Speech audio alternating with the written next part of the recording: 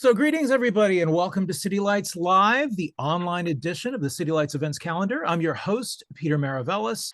So tonight, it is a pleasure to have Black Ocean Press back in the house, celebrating a seminal and much sought-after work by Bill Knott.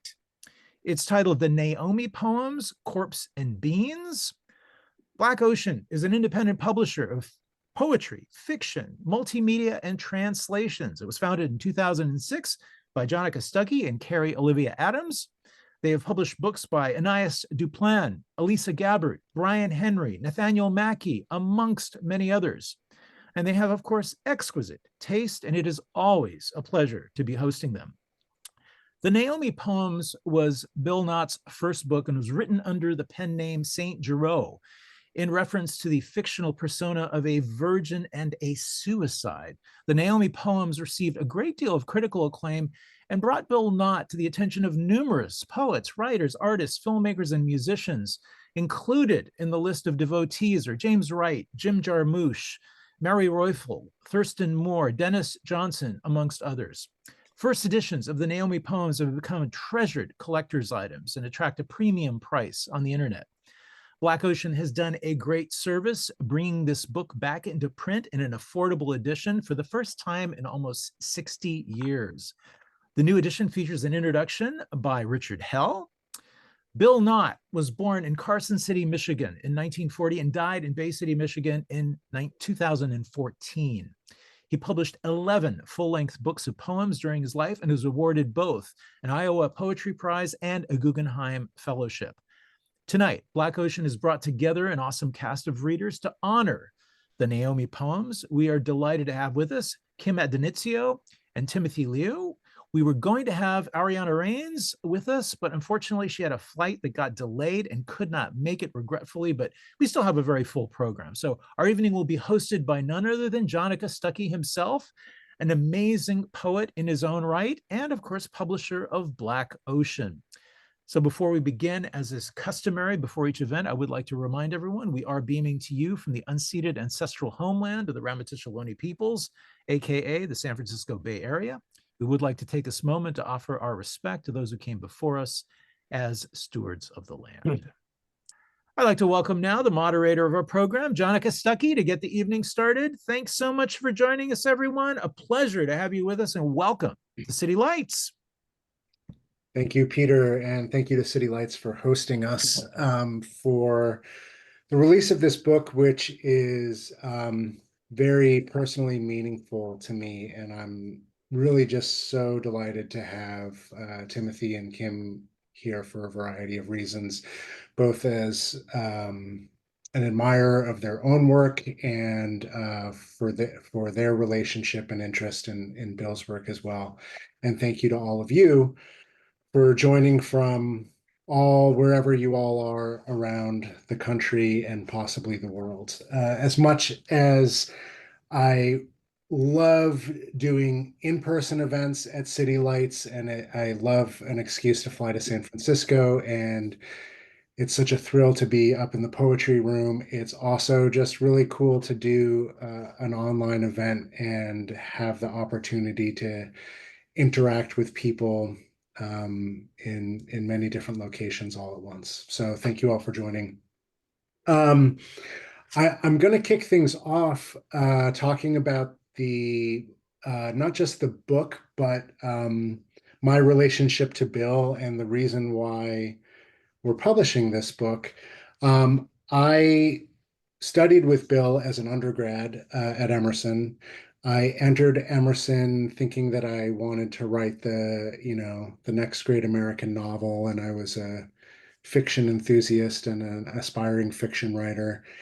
And about halfway through my 4 years there, I took a class with Bill, and I was like, who is this really eccentric, interesting guy? And my friends and I started looking up his poems.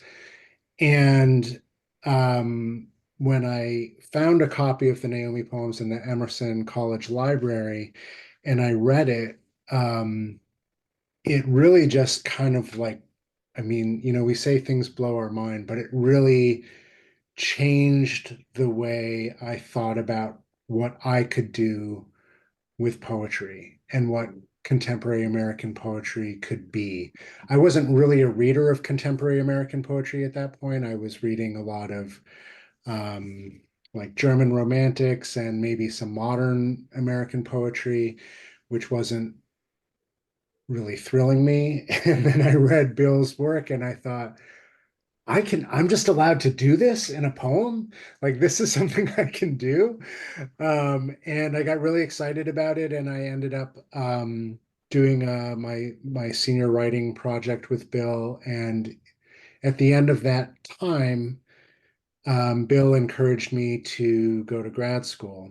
And I hadn't even thought about pursuing poetry beyond Emerson. I, didn't really know where I was going or what I was doing. And it was in grad school that I met the people that I ended up starting Black Ocean with. And when I started Black Ocean, it was with the intention to reissue the Naomi poems and a couple of other books, which were out of print and very expensive. And for some complicated reasons that have to do with Bill's relationship to publishing, at first he was excited to do that with us. And then in the middle of having that conversation over a few weeks, he changed his mind. He was very discouraged by the way things went down with his book, The Unsubscriber, and he swore off conventional publishing altogether at that point and said he wasn't ever going to publish another book with a publisher. And instead, he was going to self-publish his books, which he then did for about 7 years until he died in 2014. And he put out book after book after book. He did them, using Lulu and I think Amazon's print on demand. And he would remix old poems into new collections. I have a whole bunch of them. That's why I keep looking off over here that are like uncollected poems, collected poems, love poems, homages, death poems, complete sonnets, all these different ones. And they all just have white covers with black print. And the other thing that was really wonderful, and I remember this, actually, I'll save that story. But going back to the founding of Black Ocean, I was 26 years old and I was broke and living in an apartment in JP with like 8 other people. So how was I going to start a press? And I decided I needed to get a small business loan. And I found a bank who said, "Yeah, sure, we'll loan you some money. Just give us a business plan." I mean, I had 2 degrees in poetry. I didn't know how to write a business proposal, but I looked it up on the early aughts nascent internet and I found a template for it. And so I wrote a business plan that I knew how popular Bill was with certain sort of like icons in counterculture and culture. I knew there were all these musicians and filmmakers and influential novelists and poets and everyone who really loved his work. So I wrote a business plan that said, I am going to start this poetry press. I'm going to reissue the Naomi poems, and it's going to sell so well that within 3 years, I'll be making $1 million. And the bank said, "This sounds reasonable. Here's $10,000." And so this was pre 2008 housing crash thing. They were just handing out money left and right, whatever. So the bank wrote me a check for $10,000. I used it to buy a new desktop computer, to buy some Quark layout software, and to publish Black Ocean's first 3 books. And that's how Black Ocean started, with a business proposal to put this book out. So here we are, almost 20 years later, and I am now finally putting the book out. And it's a thrill to hold. Obviously, with Bill having passed 10 years ago, he's not doing any touring behind it, nor would he if he were still alive. But It's been really wonderful to be doing these events and connecting with other poets and writers and artists who have a personal relationship to his work, sometimes to him, and to be celebrating his legacy like this. So I'll share some more Bill stories later, but I think I've talked enough now, and I'd like to just read some of his poems that really moved me back 20 plus years ago.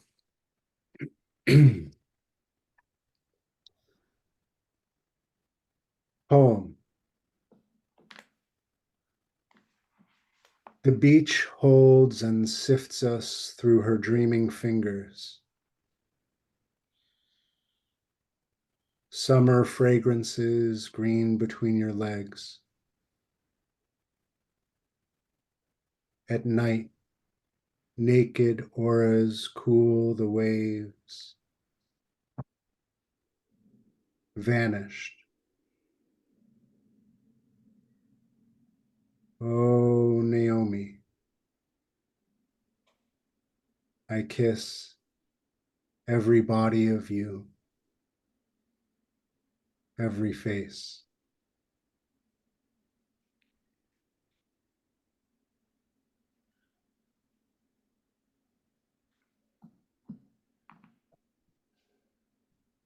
Prose poem.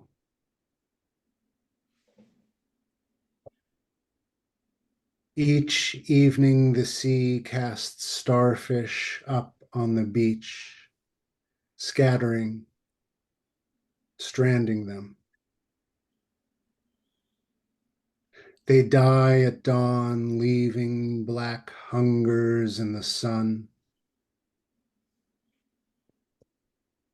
We slept there that summer. We fucked in their radiant evolutions up to our body. Ringed by starfish gasping for their element, we joined to create ours. All night they inhaled the sweat from our thrusting limbs and lived. Often she cried out, "Your hand!" It was a starfish, caressing her with my low fire.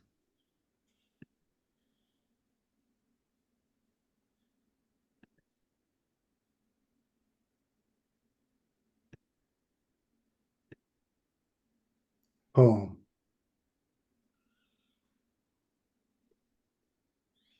I am one man, worshipping silk knees, picking myself from between my teeth.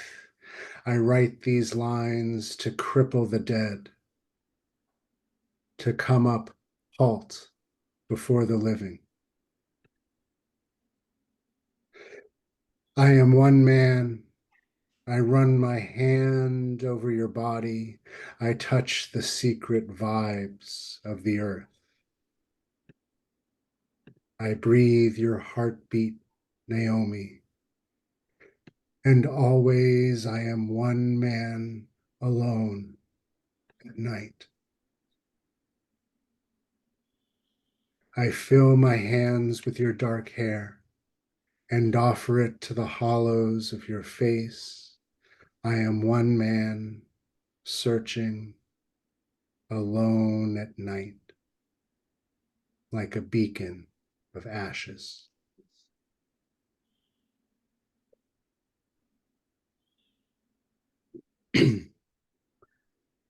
One thing that I found really remarkable about Bill was that I mentioned that he was always remixing his poems into new collections, but he was always revising the poems as well. I, you, like if you look at the same poems that appear in different collections over decades, each time they appear, he's changed a word here, changed a line break there, moved a comma or a punctuation mark here and there. And I remember when the Unsubscriber came out, and he sent me an advanced copy of it in the mail. And, it hadn't even hit the bookstores yet. It was like fresh off the presses. And I get this copy in the mail and I open it up.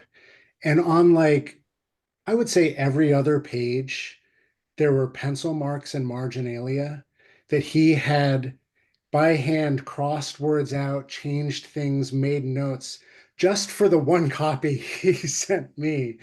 And he would do this over and over again. He would send me the copies of his self-published works too. So we're not even talking about, in traditional publishing, you might have like a 6 or a 9 or a 12-month lead time between the manuscript being finalized and the pub date. Even with his self-produced books, where he would, print them on demand or photocopy them at Kinko's and then do like a crayon drawing on the cover and mail those to me. Even with those, it was like between the time he photocopied the poems and was putting it in the envelope, he would have a thought like, oh, you know what? This line, this word, I'm changing it. And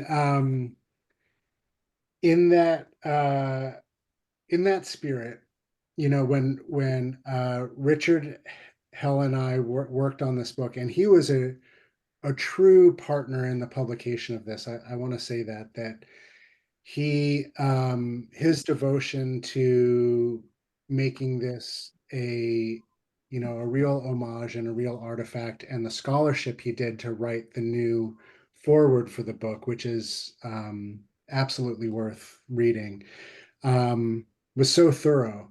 And so he and I both just exhaustively proofread the book. I made every effort to match the fonts to the original and to get all the spacing right to the original, because when we were putting it out, I had to make the decision like, well, am I going to do the way these poems first appeared, or am I going to do the way that they appeared in the fourth time or the eighth time or the 100th time?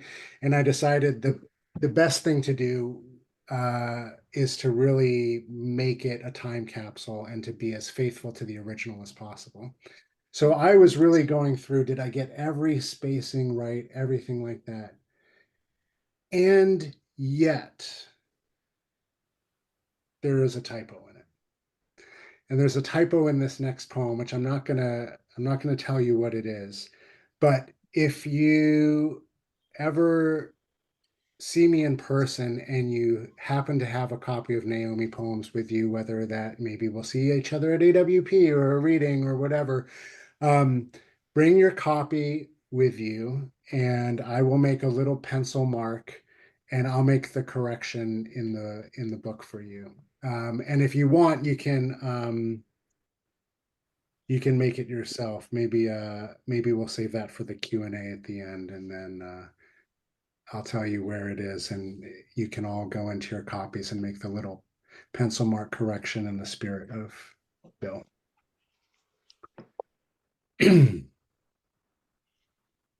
After the burial.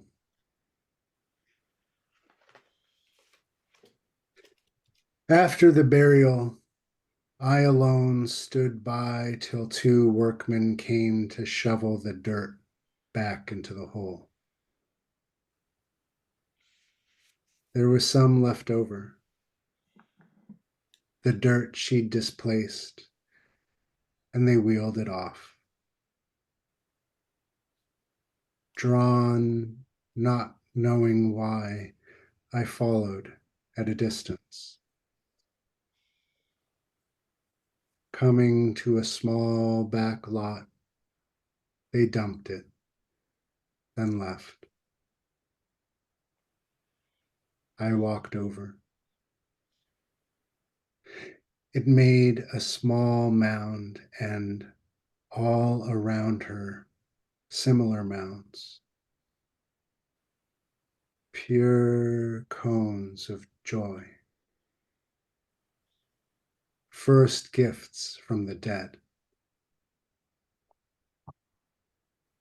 I fell to my knees before it and fell forward on my hands into it to the elbows like wash water. For the first time, I became empty enough to cry for her.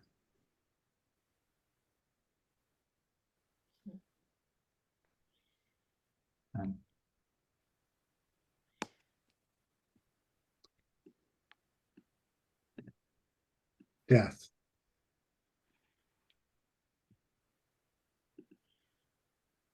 Going to sleep. I cross my hands on my chest. They will place my hands like this.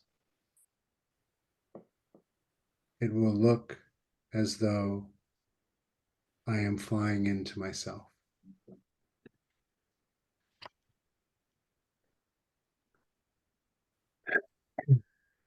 That's the last poem I'm going to read from the book.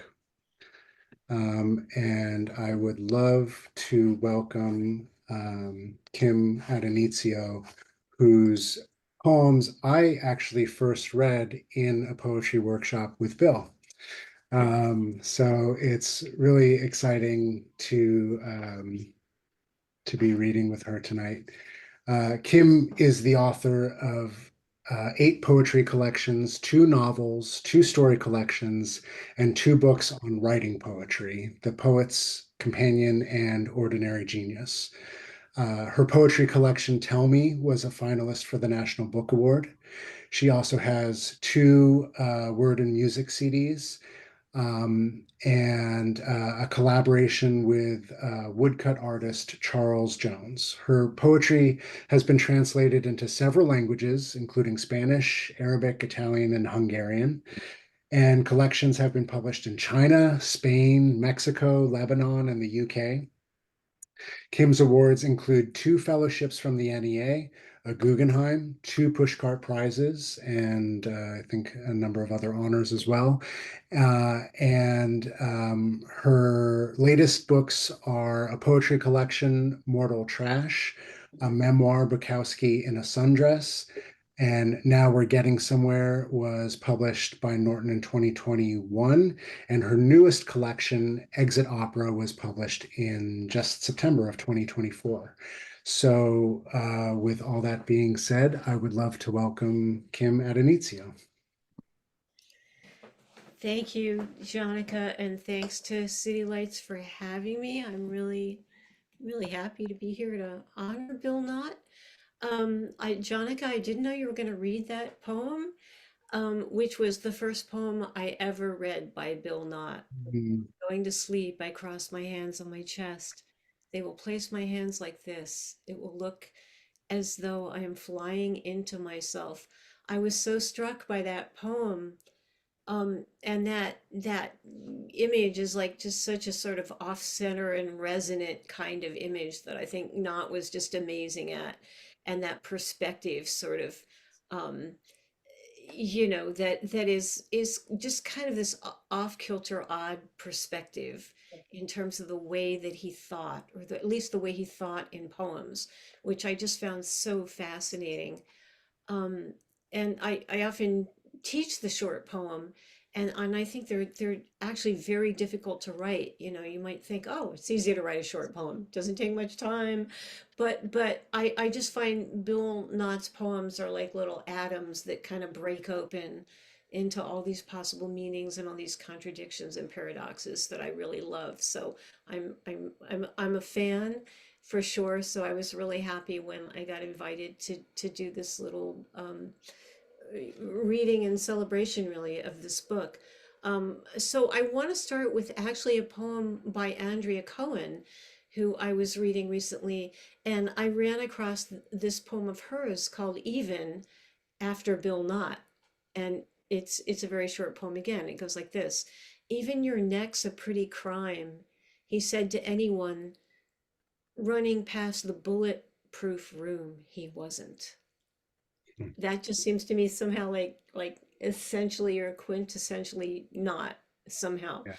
Bill Knott. So it caught something of the spirit of his work, what I think of as rightly or wrongly as a sort of in your face elusiveness, I guess. Um, so that really was the first poem I ever read, and it just always really struck me. There's another one that isn't in in this collection, um, but it's a one-liner, which is also very hard to write, a one-line poem. But I love this one, and it's another one that I share a lot. It's a poem called History, and it's hope dot dot dot goose step, which I think just again it just like it rays out into so much else. And the other thing I love, you know, like William Carlos Williams said, you know, poetry is news that stays news. And I think Knott's poems are news that stay news as well. News of the heart, news of mortality, news of the, you know, news of the evil in the world, and sort of the forces arrayed against those of us who are trying to create a response. So, and it is a creative response. So I want to read you a few more that attracted me from this book. And I'll start with this one called Poem, like many of his poems, very short. But it goes like this. Let the dead bury the dead, it is said. But I say it is we living who have been shoved underground, who must now rise up to bury the dead, the Johnsons, Francos, Fords, and McNamara's. So that was a really interesting phrase, let the dead bury the dead, that I kind of clocked actually, um, because of the end of a James Wright poem, The Journey, that has a similar line at the end. Um, and and it turned out that it's a phrase from the Bible, which I hadn't known. So it's from Luke, where Jesus tells a man who wants to delay following him, in order to bury his father. And Jesus says to this man, let the dead bury the dead, bury their own dead. You go on and proclaim the kingdom of God. So it's sort of a statement about, you know, prioritizing your spiritual calling over worldly concerns, even family obligations, and sort of the spiritually dead should handle the matters of the world, while the truly devoted follow Jesus fully. Um, and whatever you think of that advice, I thought it was so interesting the way Knott torqued it into, as I read it at least, that his devotion is to letting the spiritually alive who have been shoved under to rise up, and the spiritually dead, we can easily come up with a few names from the recent election and cabinet picks who need burial. So that one just really struck me again as something that sort of is news that stays news in that way. Um, so here's another one. Uh, this is called Note, and it has a blank space, um, in the first line, which is really interesting to me too. So I'll read it and then, you know, tell you a couple things that I thought about it. Note, I left a, then there's a blank space, right where the nipple cheeks kiss in each nest of the black bra hung inside your bathroom door. So I love nipples cheeping in the nests of a bra. I just think that's one of the most beautiful erotic images I've ever heard. I'd much rather get this as a love note, rather than William Carlos Williams, you know, note about the plums that he thieved. But that I left a blank. So I left a note, or I left a write, you know, like that interesting little, I left a, well, what did he leave? You know, is it the note? Is it, um, just this blank space right where the nipple cheeps? So, um, I don't know, it's just so fascinating to me because you can read it a few different ways, and that really struck me. And I just loved that. And I love the the sexuality of this. I think I learned from one of these books, from either this one or Tom Lux's book, which is another collection of Bill Knott poems that I read a couple of years ago. Um, I just love that that he wrote that in his 20s, I believe. I think he wrote the Naomi poems in his 20s, Yeah. right? Yeah. Janaka can tell us it was his first book.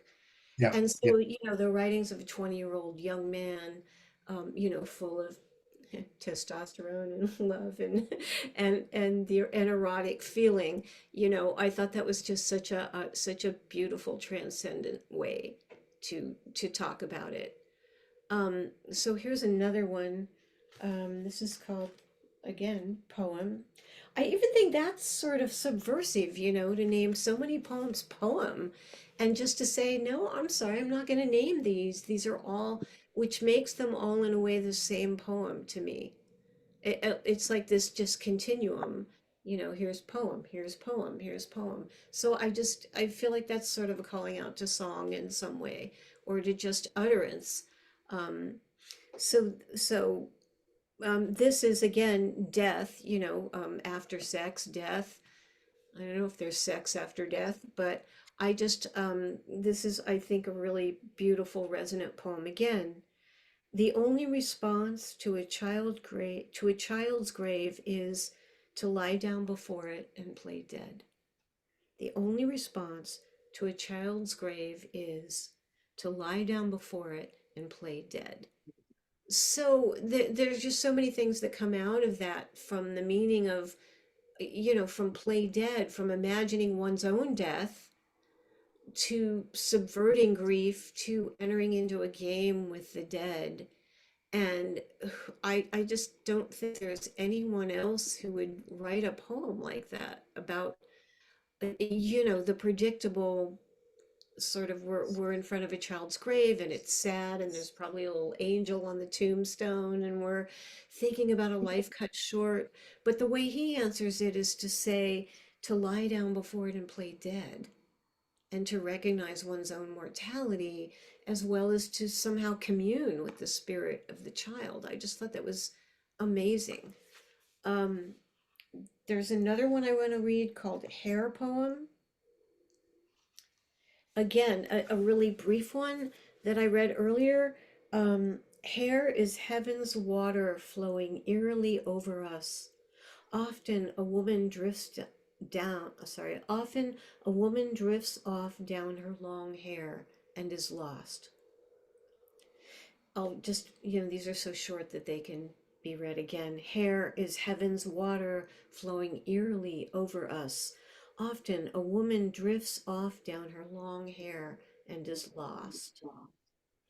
It's so beautiful, and it also, I have no idea. I'm so fascinated with lines of influence, like where did Knott come from and who was he reading and who was he studying and immersing himself in, as well as life experience. What other writers was he reading? And I don't know that. Maybe Jonica, that's something you tell us a little more about later if you know. But it put me in mind of Frank Stanford. I'm happen to be in the Ozarks right now at a writers colony, and and it just reminds me of certain work by Frank Stanford, who is a sort of Southern Gothic writer who also saw I don't know, the world beneath the world in some way, and that's what I feel like Bill Knott does too. Um, so here's another one. Nuremberg, USA, because he also was writing about the political realities of the time, which I think is also, just like the one about Fords and McNamara's, you could substitute lots of names and it would be the same poem today. This is Nuremberg, USA. In this time and place where bread and circuses has become bread and atrocities, to say, I love you, is like saying the latest propaganda phrase, defoliation, low yield blast. If bombing children is preserving peace, then my fucking you is a war crime. And I'll close with one of his longer ones that actually closes the book. This is called End of Summer, 1966. I'm tired of murdering children. Once, long ago today, they wanted to live. Now I feel Vietnam, the place where rigor mortis is beginning to set in upon me. I force silence down the throats of mutes, down the throats of mating cries of animals who know they are extinct.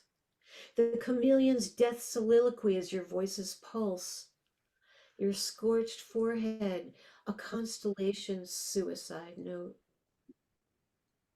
The phonograph needle plunges through long black hair, and stone drips slowly into our veins. The earth has been squandered by the meek, and upside down in the earth a dead man walks upon my soles when I walk. A baby is crying. In the swaddling pages, a baby. Don't cry. No Solomon's sword can divide you from the sky. You are one. Fly. I'm tired. So tired. I have sleep to do. I have work to dream. I mean, I think you could substitute Gaza, Ukraine, so many other places for Vietnam at the moment. So it's that sense. It's that sense that he somehow um, that his consciousness is still alive in the world and still responding to the world that I respond to. So, all hail Bill Knott. I'm fascinated by him. He was so he resisted so much of literary culture, which fascinates me. At the same time as he felt I guess and I don't know that much about him, but my sense of him is that he in another sense was trying to say, hey, pay attention. This is what it's meant to be, and it's not about all the other shit that goes on. This is it. This is what it's about. So in that sense I feel like he was really a pure poet, and it's hard to find pure poets sometimes, and so that's why I love him, and that's why I'm really just glad to be here and celebrate him in this little forum tonight. Thank you, Kim. It's maybe you brought up a couple of things that that I think are worth touching on organically now before Timothy reads. Because you speculated on his influences, and I think it's hard to mention his influences without talking about a little bit about his biography and his background. He grew up in rural Michigan, and he was the son of a butcher, very working class background. And his mother died in childbirth when Knott was, I think, about 11. And then his father, who was struggling to take care of Bill and Bill's sister, put them into an orphanage when Bill was 13. And where Bill lived for a number of years before the orphanage then put him into a sanitarium where he lived for a few more years until his uncle got him out and sort of adopted him and took him in. And but it was in high school that I'm doing my best here. Richard Hell, who wrote the foreword, is like the the real biographer, but I believe it was in high school that Bill first read the poetry of John Logan, who when Bill got out of the army, he went to the army, and he got out of the army and he moved to Chicago, and he found that John Logan was teaching an adult ed poetry class in Chicago, and Bill enrolled. And that's where he started to get his sort of like formal training, if you will, in writing poetry. And so John Logan was an influence on him. Logan was sort of in this network of poets that Robert Bly also was tapped into and admired. So Bill then was very influenced by Bly's collections. If anyone's read them, the 50s, the 60s, which are great collections, and Bly was introducing poets, including Knott, to other poets that weren't being published in English a lot at that time, like Gottfried Benn, Cesar Vallejo, Lorca, Transtromer, and a lot of surrealists were big early influences on Knott as well. And the title of the book, speaking of influences, is Corpse and Beans, comes from one of Robert Desnos's books, was Corps et Bien, which translates to bodies and goods, or crew and cargo, which is used in sort of like old shipping parlance. So it's sort of like freight. So Corpse and Beans is just this homophonic translation of Corps et Bien, and it's another way that, you know, Bill really was just sort of playing with language and doing these sort of associative leaps that would conjure interesting images in his head. And one other thing I wanted to say that's really striking, because Kim, you were taught, I mean, there's a variety of poems in the book, in such a slim book. He really covers a incredible spectrum. But the poems that I read, a lot of them are love poems, and Kim, you commented on sort of like the erotic charge in his poems. And Bill was really painfully introverted. And it's incredible. The Naomi in these poems is actually Naomi Lazard, who Bill clearly had a thing for. But what's interesting is at one point in an interview, someone asked Naomi Lazard about, you know, wow, you know, Bill Knott wrote these books about you. And she said, yeah, I mean, we never even kissed. Like, they never even went on a date. I think they met a couple of times or something like that. Like his Um, waitress. yeah, exactly. Yeah. And you know, he was but and to give you here's a personal anecdote to give you an example of the, like, sort of the painful introvertedness of Bill.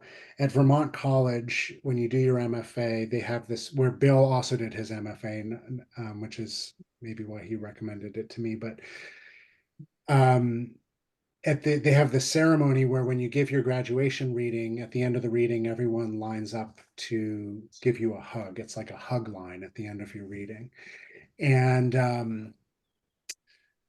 the professors who I studied with also taught Bill, because, by the way, Bill did his MFA when he was like in his 50s or 60s, after he had already published 10 books. And he did it because it was a requirement at Emerson that he couldn't get a tenured job if he didn't have a master's degree. So he goes and he does his MFA at Vermont College after, you know, writing all these incredible books. And he's got people who are teaching him at Vermont who studied Bill's writing when they were in school and everything. So anyway, he does his graduation reading, and people start lining up to give him the hug line. And it's on the ground floor of this building with these huge floor to ceiling windows. And Bill finishes his last poem, and he throws his manuscript down on the ground, and he turns and he just runs across the room and jumps out of the window, and to avoid the hug line, and then runs down the street. And no one saw him for 2 days until the graduation ceremony afterwards. So that's the same guy who's writing these, like, just like, you know, beautiful, heartbreaking, erotic poems. And it's really fascinating to just see what the inner life of the poet is compared to the exterior. So I just wanted to mention those things because of what Kim was commenting on in the work. Um, Okay, enough of me talking. I think we should hear some more poems. So I want to introduce our next reader here, which is whoops, here we go, which is Timothy Liu. And I'm also really excited that Timothy agreed to participate in tonight's event. A few years after Bill passed away, I think it was in 2017, Bill passed away in 2014, but in 2017, book of essays on Bill Knott came out called Knowing Knott. And Timothy was one of the contributors to that essay collection. And I love that essay, and I hope he talks a little bit about it. So I was really excited when he agreed to read this evening. Timothy is also the author of Luminous Debris, New and Selected Legerdemain from Barrow Street Books, which came out in 2018. Kingdom Come, Don't Go Back to Sleep. I don't know if I'm going to pronounce this one right. Polytheogony. Bending the Mind Around the Dream's Blown Fuse, For Dust Thou Art, Of Thee I Sing, and which was selected by Publishers Weekly as a Book of the Year in 2004. Hard Evidence, Say Goodnight, Burnt Offerings, and Vox Angelica, which won the Poetry Society of America's Norma Farber First Book Award. So without further ado, please welcome Timothy Liu. This is when we all go like that on screen. Hello, hello, hello. What a pleasure to hear Bill Knott's poems in Janaka's voice and in Kim's voice. We get to hear a bunch of different Bill Knotts tonight. Yeah. And I think that's what we do for our dead. I also want to give a little shout out to Brian Henry and Joe Hall, who are Black Ocean poets, and they have Bill Knott stories themselves. And I just love this idea that we all carry Bill now, who is no longer with us. I'm going to read a few lines from Love, a Poem. Nakedness exists only an instant, quickly becomes flesh, becomes thought. The night is a torch of comas. Wondering, I look at lovers.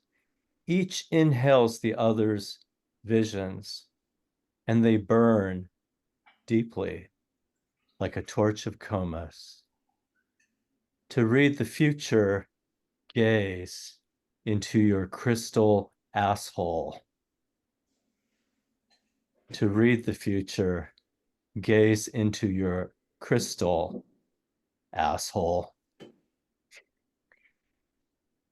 Bill Knott's poems are so great that you can just read lines and you can put them together and you can reassemble them in any way that you want. And this may seem a little bit like sacrilege, but I think Bill Knott would have taken great pleasure in that. I studied with the poet Charles Simic in 1990 at the Aspen Writers Conference. And at that time, we were talking about Bill Knott, whose selected poems had just come out with Pittsburgh. And Charlie said to me, you know, Bill sent me the manuscript and asked me for a blurb, and I wrote one, and then I had to withdraw it. And I said, why? Why'd you have to withdraw it? And he says, well, do you have the book? And I said, yeah, I have it. In fact, I have it right here. And so we opened the book, and he said, before I wrote the blurb, Bill asked me if I wouldn't mind underlining all my favorite passages in this selected manuscript. And he said, then he wrote the blurb. And then when he saw galleys for the book, he saw that on every page of the book, there were asterisks, and where the asterisks had appeared were the parts that were Charles Simich's favorite lines that Bill subsequently erased. And the selected was published that way, missing all of Charles Simich's favorite lines from every poem. And it was for this reason that Charlie had to withdraw his blurb. And this is just a memory that really stuck with me as a little undergraduate. Yeah. And so there's a playfulness there, and a self-destructiveness, which is everywhere apparent in his entire career, and a career that he both had and that he completely sabotaged. This poem is called Goodbye. If you are still alive when you read this, close your eyes. I am under their lids, growing black. Goodbye. If you are still alive when you read this, close your eyes. I am under their lids, growing black.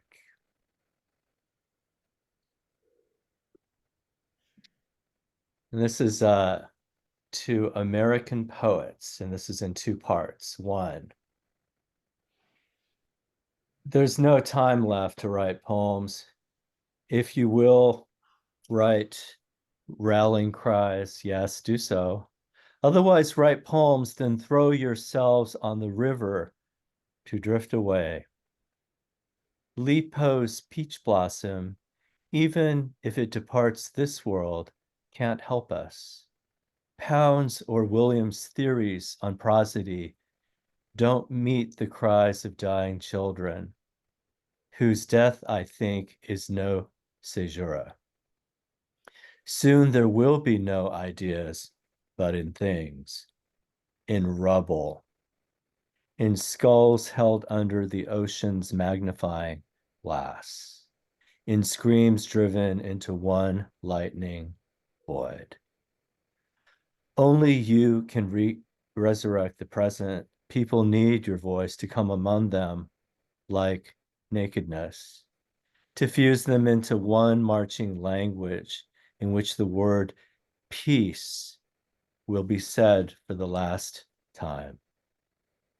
Write slogans, write bread that pounds the table for silence. Write what I can't imagine, words to wake me, and all those who slumped over like sapped tombstones when the generals talk.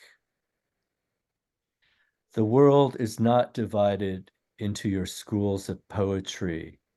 No, they are the destroyers, the Johnsons, Kais, Rusks, Hitlers, Francos. Then there are those they want to destroy, lovers, teachers, plows, potatoes. This is the division. You are not important. Your Black Mountains, solitary farms, LSD trains. Don't forget, you are important. If you fail, there will be no one left to say so. If you succeed, there will also be a great silence. Your names, an open secret in all hearts, no one will say. But everywhere, they will be finishing the poems you broke away from. 2. What I mean is, maybe you are the earth's last poets. Lipo's riverbank poems are far, far out in eternity. But a nuclear war could blow us that far in an instant. There's no time left. Tolstoy's I would plow will plow, but with no one left to seed, reap. You write? Oh, rocks are short-lived as man now, but still this Billy Budd world blesses its murderers with spring, even as I write this. So I have nowhere else to turn to but you. Old echoes are useless. Glare from the fireball this planet will become already makes shadows of us. There's Einstein, the light of poems speaking, the light of poems streaking through space, growing younger, younger, becoming the poet again somewhere? No. What I mean is,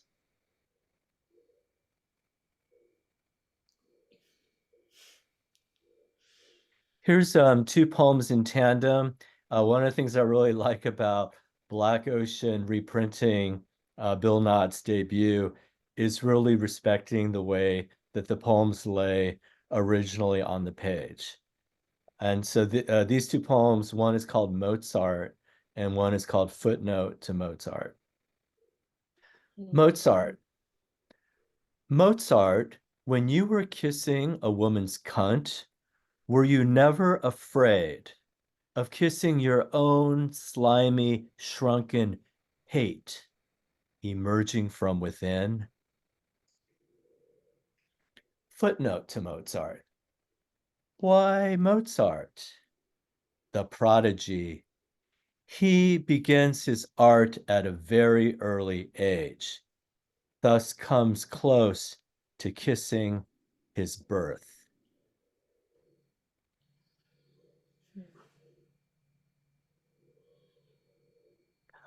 Read that one at a Barnes and Noble by the children's section or on the radio. All right.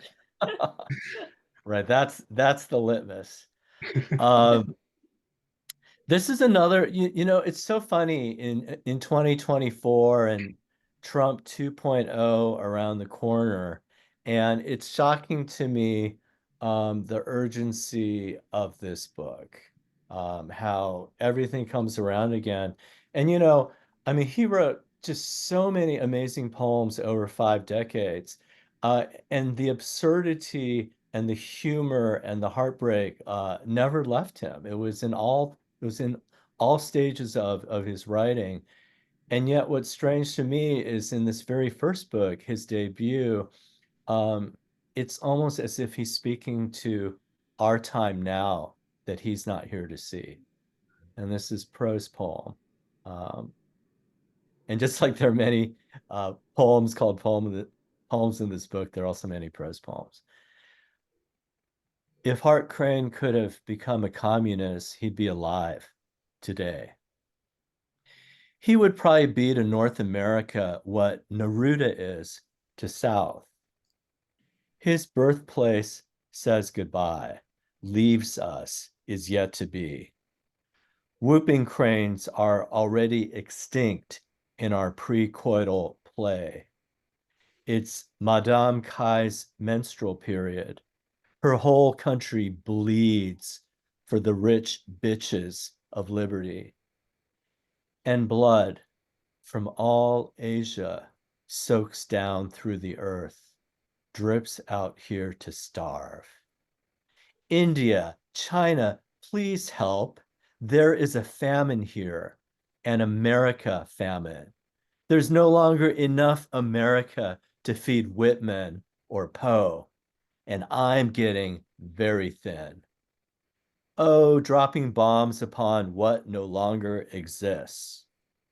Glances traveling through life and death, meeting only at the moment of and the moment of. Touching. Heart, heart of America, are we falling through you only to enter an extinct langed gauge? No, we'll breed no more sun. Don't walk in conception.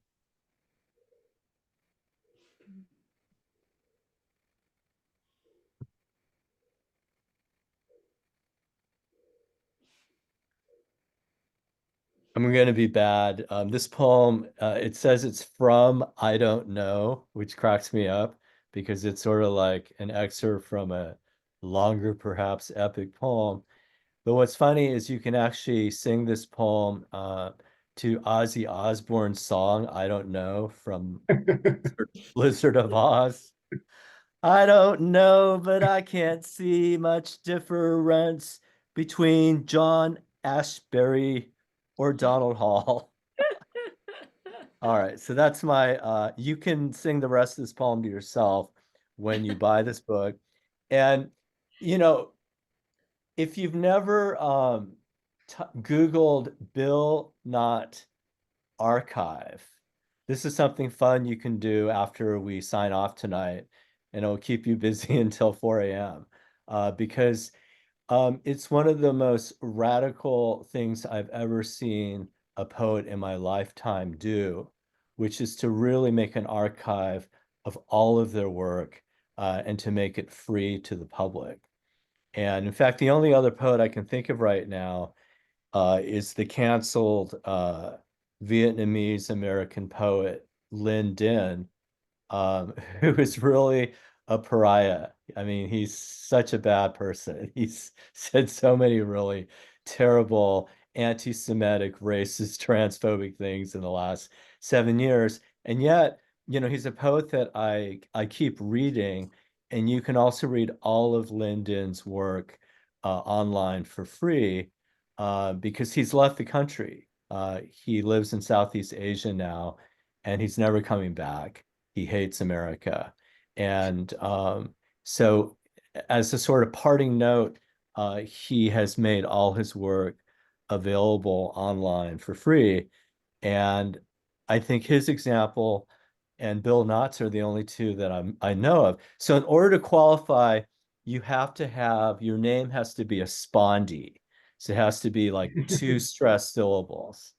So you only get to do this if you're Bill Knott or Linh Dinh. And if I change my name from Timothy, my writing name, to Tim, and I'm Tim Liu, then I can do it too. So seriously, it's something to think about, because he really sabotaged his career in insane ways. And it's very sad, but it's also very exciting in some strange way. And I just wonder, you know, we don't know how long this planet is going to be the way that we know it, and what will happen to literary culture, its technologies, and the ways that it's produced. And I just wonder if there will come a moment where it will be legit if all of us poets just make all of our work available for free online. I really wonder about that. Okay. Oh, so to make a plug for books, though, because we should all buy this repub of Bill Knott's debut that Black Ocean has done. Thank you, Kim. It's such a beautiful book, and the new intro by Richard Hell is fantastic. And what you can also do is, if you go to the Bill Knott archive, you can get a free PDF download of the original book with the original introduction.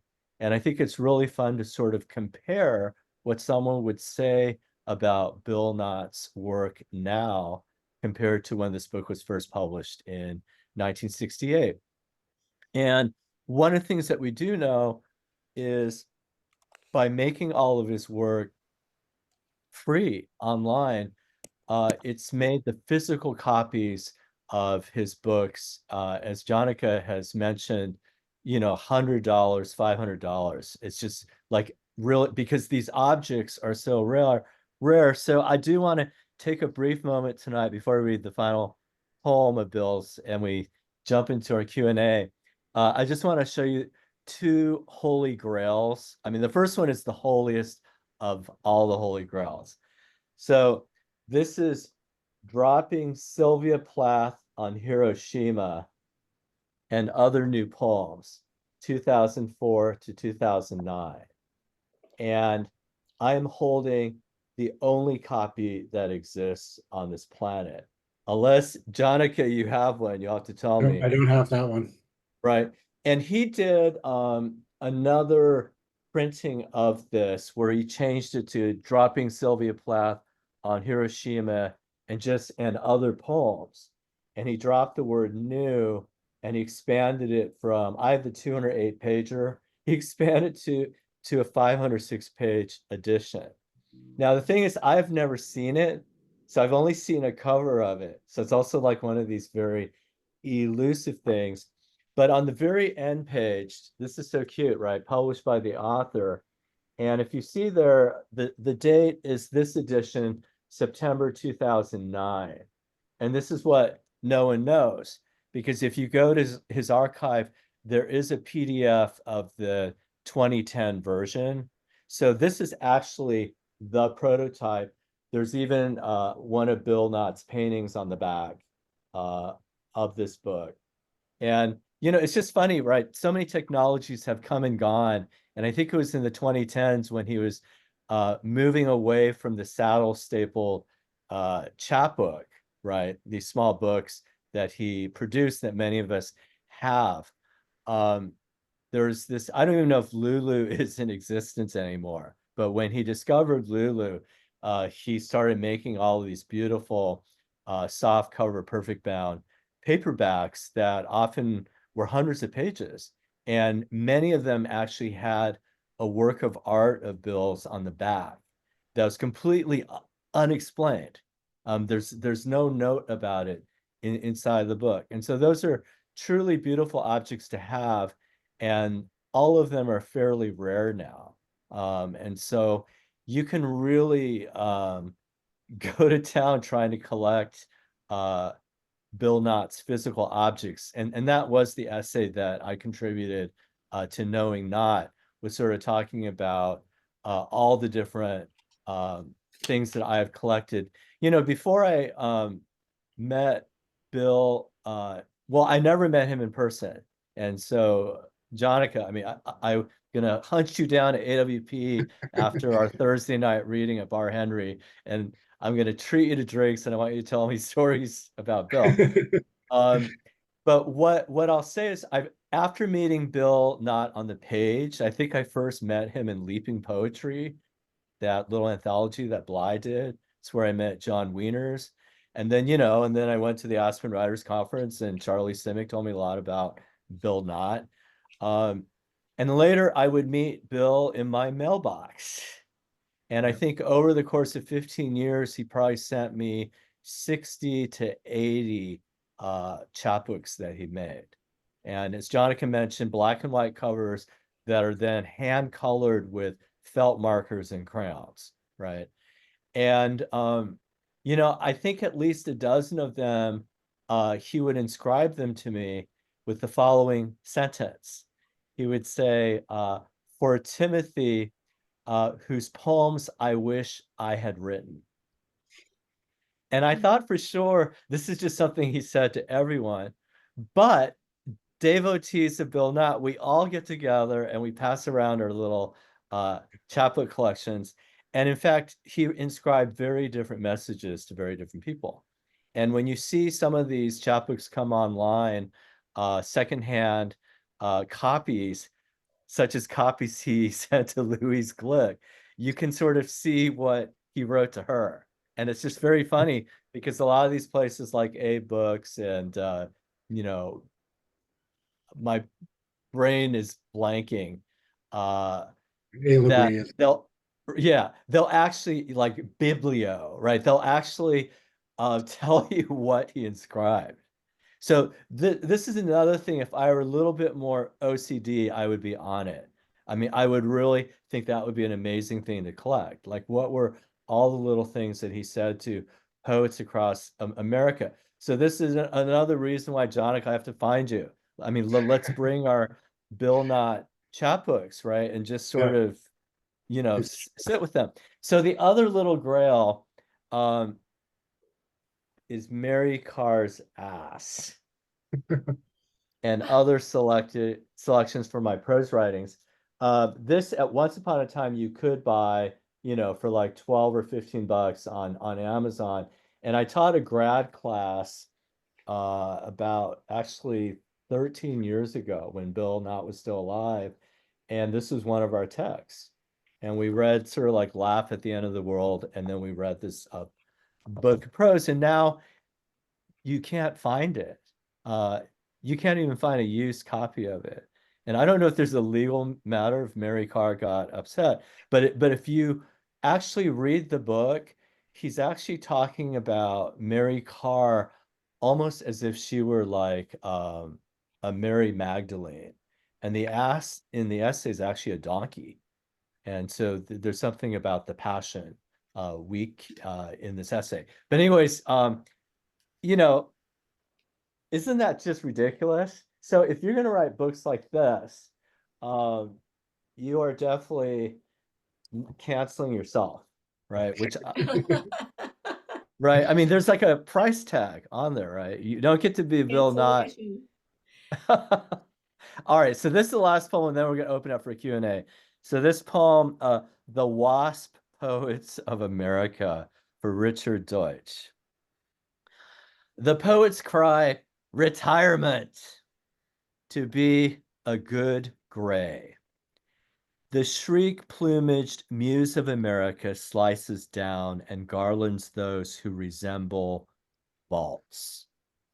Pound is retired, bending over his cane as over a bomb site. Oh, Spain, Ethiopia, Vietnam, your good gray ash poets. Me and James Dickey are battling it out for the title of the good gray flannel poet. Let's suck up to those we would replace. The fathers who sold to us as a whore our mother. Retirement, is this the best of all possible words? Who is not a square once in a coffin, which is to say, an America? Good blonde poets, you senile in the womb, the world is growing young against us. And we don't even have a pension plan written, not to mention poems. Right. Thank you, Timothy.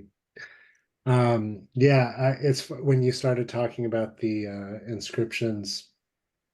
I have, I think, like 7 of the saddle stitched ones, and he would send me more or less the same inscription, but he would tweak it each time by like one word. So it would be like the first one would be to Janaka, whose work I admire.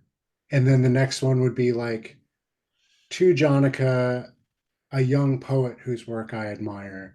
To Janaka, a great young poet whose work I like it, and it's like, and but he would send them weeks or months apart or whatever. So I don't know if he had like a little ledger where he, kept notes of like how he's inscribing them to different people or whatever. But another funny story, when we had the launch event for this at Poets House in New York, about a little over a month and a half ago.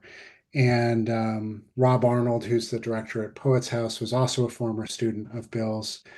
And when he arrived at Poets House,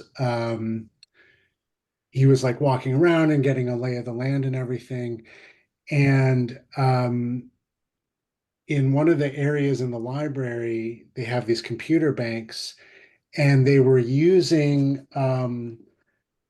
the 500-page selected Knott books as like stands for the computer monitors because he had sent them a whole bunch of them for the library, and they were, whoever got them was like, oh, whatever this is, and put them, under there.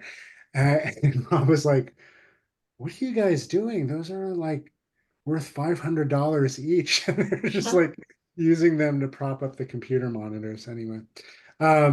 So I want to know what he inscribed in Louise Glück to Louise Yeah, I Glück. do too. I bet if we did a little sleuthing, because I doubt anyone bought it, Like if you go to like bookfinder.com and Yeah. just put Bill Knott author and keywords, like put in Louise Glick, it'll probably take us to the book. I bet it's still for sale. I just don't remember. It's been a long time, but it is very choice. Like it's different than the some of the other inscriptions I've seen. Hmm. Uh, Interesting. Yeah. and it's also really sad Because you because know that, Tim? Like, are you, well, yeah, you know what it I'm says, all right? up in people's business. I want to know if they want Well, to then share. you want to share. No gossip.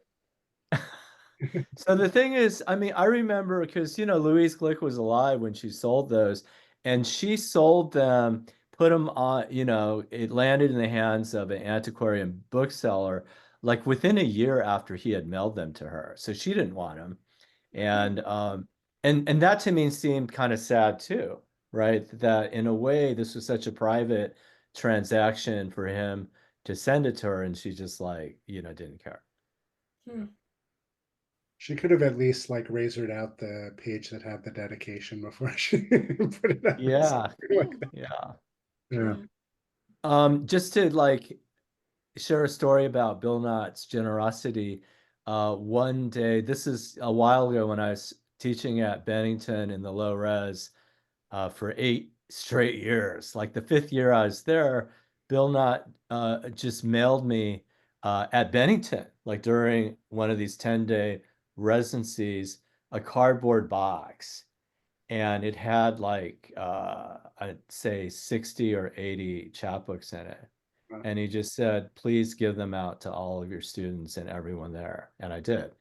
I just sort of left. And, I mean, that's just like, again, it's just one of these things. Not only did he later put all of his stuff online as free PDFs, and in his Bill Knott archive, that's one of the only things that's still working there. Because all the links, it's really sad. If you click them, it'll now say that the website is no longer maintained by anyone. And so a lot of the links have gone dead. But for some reason, he figured out a way to keep the PDFs all alive. And so this is something he figured out, or otherwise his executors or whoever's paying for that website has figured out to do. But it amazed me that in his lifetime, he would send these chapbooks, right? I mean, Janaka, do we have any idea? Like dozens, hundreds of poets? Who Yeah. knows? It's yeah. Right. And so it's this kind of thing that it was so extreme. I just marveled. I just thought, go Bill Knott. It's like, and again, it shows a path forward that if you really say fuck the system, if you don't care about awards and fellowships and money and prestige and glory and rank and all that shit, right? Who cares about that? Then you can take the path that Bill Knott took. And I was wondering, Jonathan, can you speak to some stories because you told us about the founding of Black Ocean, and you probably know like these stories about what happened at BOA and FSG and, Yeah. do you want to share a little? It's kind of crazy.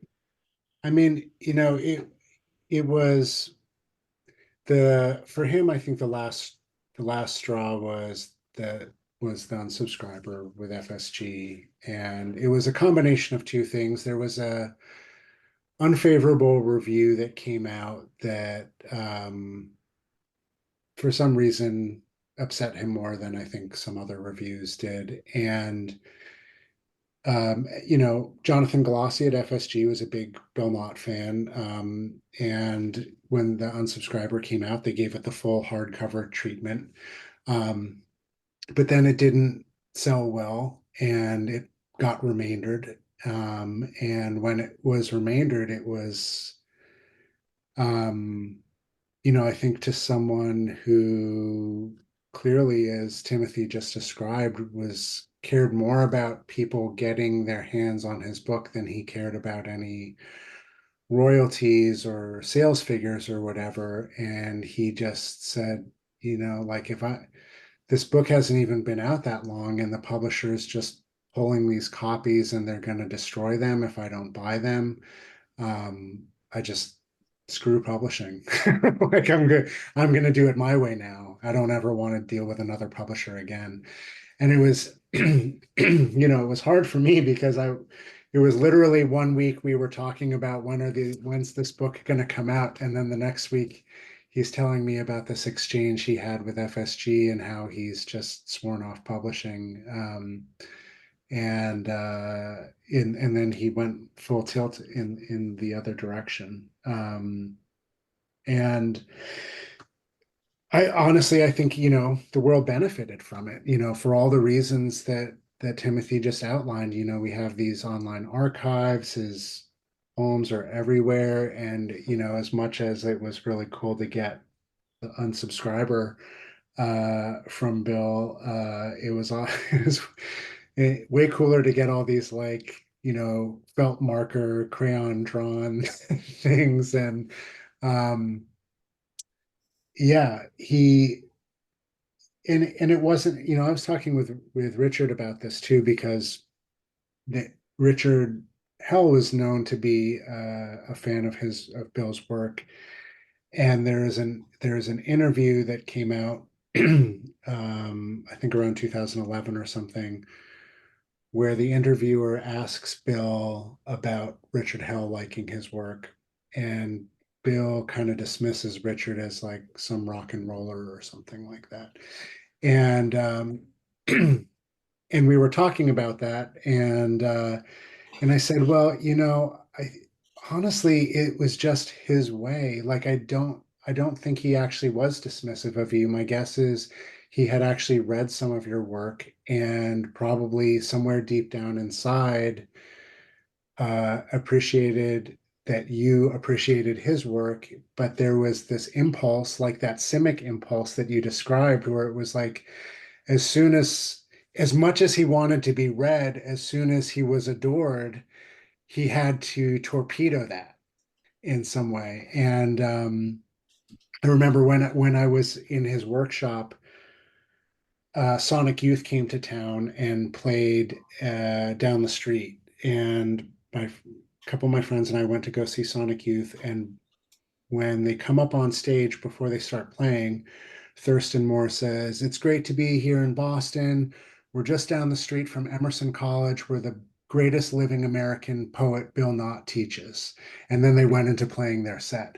And my friends and I were like, holy crap, this is like, we go into workshop the next day and we're like, Bill, guess what?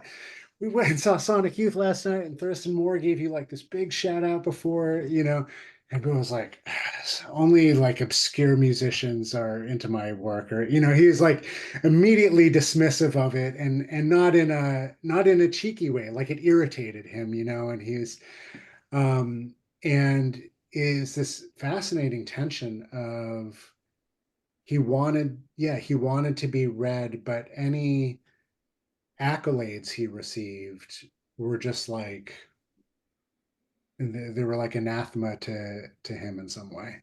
Mhm. Yeah, And it's funny. It almost feels like the desire to be seen is always backed with a deep fear yeah, to be seen, and you can right. really see that struggle in him. And I mean, I think a lot of poets that I know, myself included, not the greatest at receiving praise, compliments and stuff like that. There's something in us that recoils, maybe because there's also a kind of familiarity or even a peace. It's strange to use that word, but a peace in a sense of lack. Yeah, That that also, it's a very comfortable place to be and a great place to create from. And whereas when the abundance come in, I know in things I've read in Bill Knott's essay, a great distrust of being bullshitted, you right. know? And so it's very understandable, but his responses were so extreme that the kind of damage that he did to himself was also really notable. Right. And I mean, you can imagine, given his life path and some of the stuff I talked about at the beginning of this event, where some of that distrust probably came from, having gone through, having, lost his mother, been essentially abandoned by his father, and then gone through a pretty brutal institutional system. I'm sure that was like a pretty deep-seated distrust of that intimacy and that closeness that kind of stuck with him his whole life. And not to overanalyze, but it was definitely there. So I wanted to give people an opportunity to ask any questions in the chat. I think we'll stick around for a few more minutes at least anyway. But you all have been wonderfully attentive, and I wanted to see if anyone had questions for me or Timothy or Kim, or not so much a question, but more of a comment, whatever you want to do here. And if you don't, that's okay. Is there someone we want to deactivate do we want to unmute anyone in particular that might actually have known Bill? We could. I mean, the both Brian, as Timothy mentioned, we have both Brian Henry and Joe Hall, who are both Black Ocean poets, and also might have some anecdotes about Bill, but I don't want to put them on the spot. I will say, as people sort of are formulating and considering, you guys can raise your hands if you feel like being unmuted, but we do have a couple more events planned around the book. If you're in the Boston area, we're going to be at the Grow Your Poetry bookshop tomorrow night. And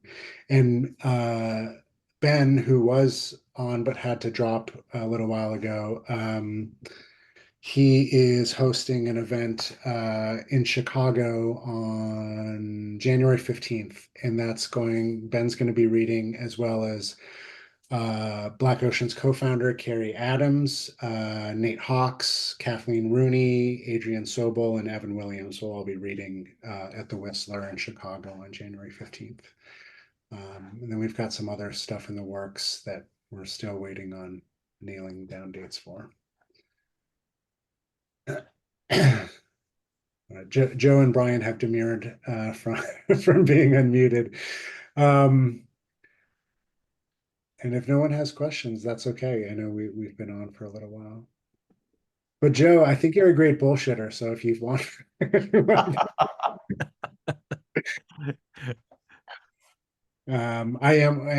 we're also thinking of doing something in Buffalo. Speaking of Joe's in Buffalo, and we're thinking of putting together a Naomi Poems event there as well.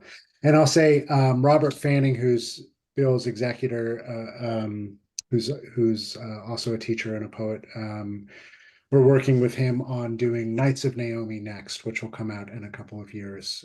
But that was the next book after the Naomi Poems, which is strangely the only collection that was not excerpted from when the Selected came out after Bill's death. They selected from all of his books, FSG did, or it was a Knopf, I don't remember. It's either Knopf or FSG, put out a Selected called Flying Into Myself posthumously after Bill died.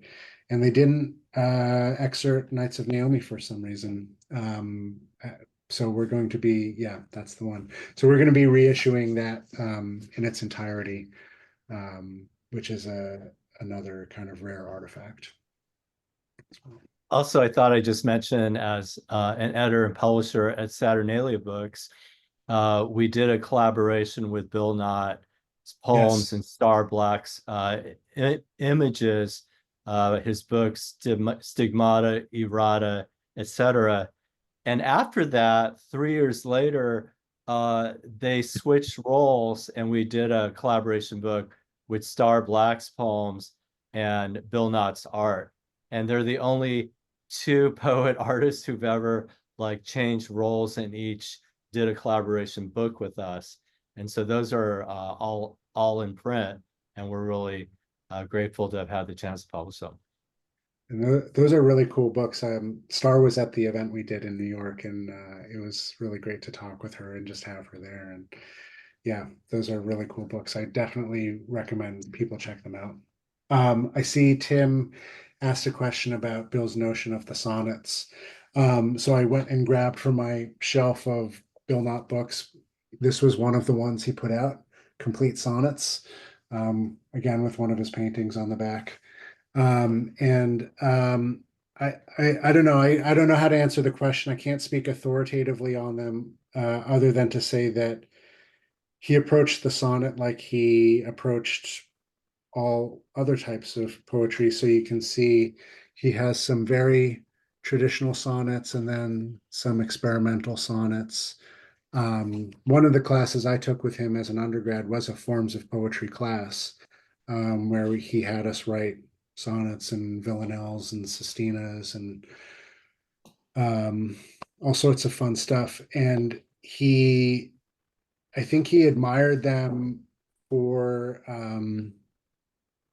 really for the opportunity to play. He was really a playful poet, as political as some of the poems are, as serious and heartbreaking as some of the poems are. I mean, you don't produce as much as Bill produced if there isn't some part of you that is playing while you're doing it. And I think he saw sonnets much like the other forms. He would write some really hilarious off the cuff haiku and villanelle in class too. And he just saw it as sort of like some scaffolding to riff on and to also maybe rail against in some way, which I thought was, yes, exactly, one more thing to subvert. He just on the workshop note, he used to do this thing too where he was known for being really brutally honest in workshops, and I saw at least one student leave in the middle of the class crying. But he could be really generous as well. And he used to do this thing where if you wrote a poem that he thought wasn't done very well, but he liked the idea, but you weren't being receptive to feedback, he would offer to buy the poem from you for $1. And he'd say, look, if you don't want to make the poem better, that's fine. I'm going to give you $1 for it, and then I'll take it and I'll make it, and then it'll be my poem. And it became kind of like a gold standard in the workshop. Is like, man, it's like flat, it's kind of flattering. Like, oh, if Bill offered to buy one of my poems from me, that means even though it was because the poem needed to be improved, it was like good enough that he would pay $1 for it. So no, he never raised the price. It was always $1. Yeah. And he also, I wanted to say one other thing I just remembered about his generosity. Timothy talked about sending the box of books to Bennington. He also used to walk around Emerson with like shopping bags full of poetry books that weren't his own, that were other poets' books. And he would just hand them out. Like he was like the poetry fairy. And, he would, if he saw you, he'd be like, he would probably go down to like the Brattle Bookshop, which is one of the great used bookstores in Boston that has these remainder lots outside where you can buy books for $1 or $3 or whatever. And he would just like fill grocery bags with books of poetry and give them out. He'd walk into class put them all out on the table and either hand them to you because he thinks that's what you should read, or he just generally say, these are some great books, people come grab them. So it was his passion for the art and the craft was just phenomenal. It was really something. Yeah. All right. Well, I think if no one has any other questions, I think we should call it a night. This was really, I loved hearing both Kim and Timothy read. There's a special pleasure in hearing Bill's poems and other people's voices, hearing what those of us who knew his work and have loved his work over the years choose to read and how we read it. And it really means a lot to do that. So one of the things we're exploring, if anyone wants to do this, is not just have these formally organized Black Ocean readings through bookstores, but we're really encouraging people to kind of have like Bill Knott grassroots sit-in readings. And if anyone is interested in organizing one of those, please reach out, email me. It's just janaka@blackocean.org, and we can get books to you and all sorts of stuff. So we're happy to work with people to celebrate that. Well, this has been such a delightful evening, and each of you has so beautifully captured just a different side of Bill, and it's such a loving portrait. So I really want to offer City Lights' gratitude to each of you, Kim Addonizio, Timothy Liu, and of course, magnificent Janaka Stucky for knowing a good thing when he sees it and publishing this wonderful book, as well as many others, and for hosting this event. And City Lights has hosted some awesome Black Ocean events in the past, and we look forward to working with you again in the not too distant. And last but not least, I also want to thank all of you in the audience for joining us tonight. Thanks for having an interest in the literary life and particularly in the work of Bill Knott. And today's event has been made possible by support from the City Lights Foundation and fostering an active engagement with books and literary culture through our public events, our publishing program, and educational outreach, all dedicated to sustaining a vibrant community of readers, writers, and independent thinkers. So happy solstice, everyone. Keep warm and dry. Take care. We hope to see you again in the new year. Thank you all. Have a great evening. Yeah.